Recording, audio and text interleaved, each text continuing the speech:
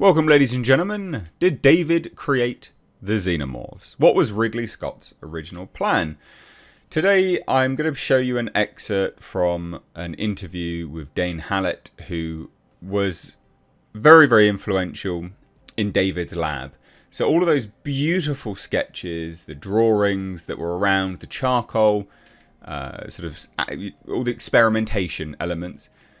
Danne Hallet was one of because there were two of them, one of the artists behind all of that. And so obviously he was privy to the script. He had conversations with Ridley Scott as well. And you're going to see an excerpt of an interview I did with Danne Hallet where the interview is discussing Alien Romulus. I'll leave it linked above. Go check it out if you like in your own time. It's very long. It's an hour and a half. It's a great interview. Would genuinely encourage you to watch it.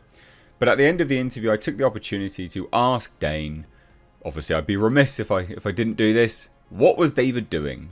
You know, this is the individual that sketched a lot of David's drawings. What was David doing with his experiments? What was it? And he revealed the following.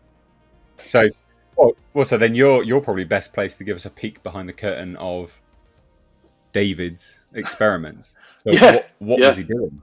Well, I get asked this a lot, man, because obviously the lore gets totally, it goes nuts, man. When you take if you fold Covenant into the alien world, then the lore gets very muddy, you know? And everyone's favorite question to ask is, did David create the Xenomorph, right? Wow. But I can tell you, based on the script, that is what it was inferring, that he created it, you know, that those experiments and then experimenting on shore was to create the perfect organism, and that's in theory what he was doing, and that xenomorph that you see, that protomorph, is the first xenomorph. Now, we both know, because we're fans, that you already saw that appear in Prometheus. You see that statue, that sculpture where you see the xenomorph face. So it's funny, man, because you just, I don't know how much of it is just Ridley flying by the seat of his pants, and how much of it was deeply considered, you know. On one hand you have a Fede who's got nothing but reverence for everything that's come before. On the other hand, you've got Ridley, who is a fantastic filmmaker, and why would anyone stop him or try to guide him if he was the one that sort of brought this into the world? So he can kind of make up those things as he goes along, you know. And I remember at that time there was a thing going where he was talking about facehuggers. He goes, and we're going to see this one, we're going to be able to see the facehuggers run around, and everyone's going, yeah. And he goes, you know, because you've never seen that before. And then I'm thinking,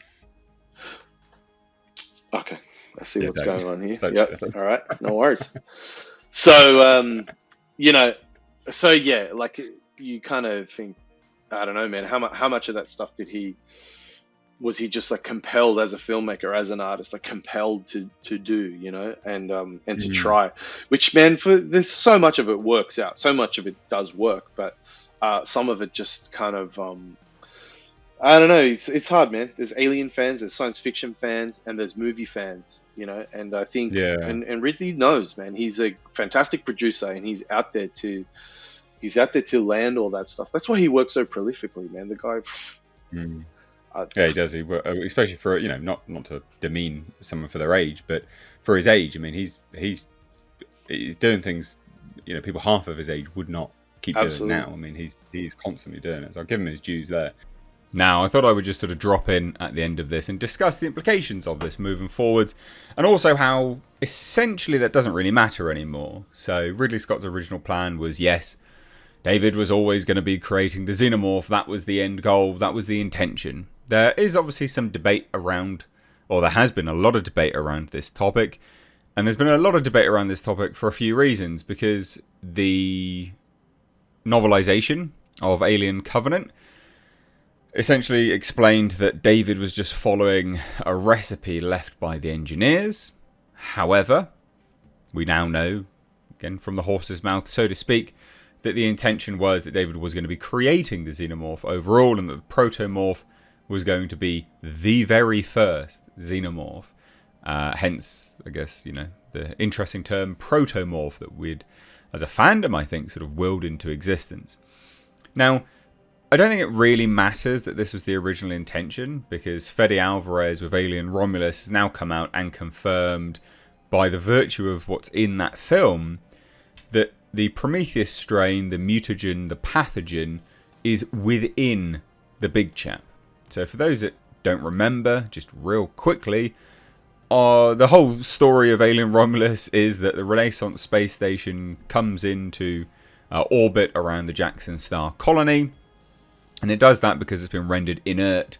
It's been rendered inert because there was an outbreak due to the big chap. So the big chap was recovered. The big chap is the original Xenomorph from Alien. He was recovered at the start of the film, and Weyland-Yutani had begun experimenting on him.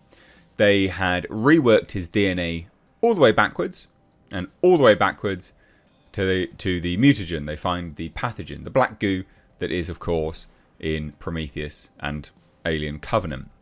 Now, the implication of that is that David didn't create the Xenomorphs, because the dialogue within Alien, although it doesn't confirm it, it does imply that the derelict had been there for thousands of years.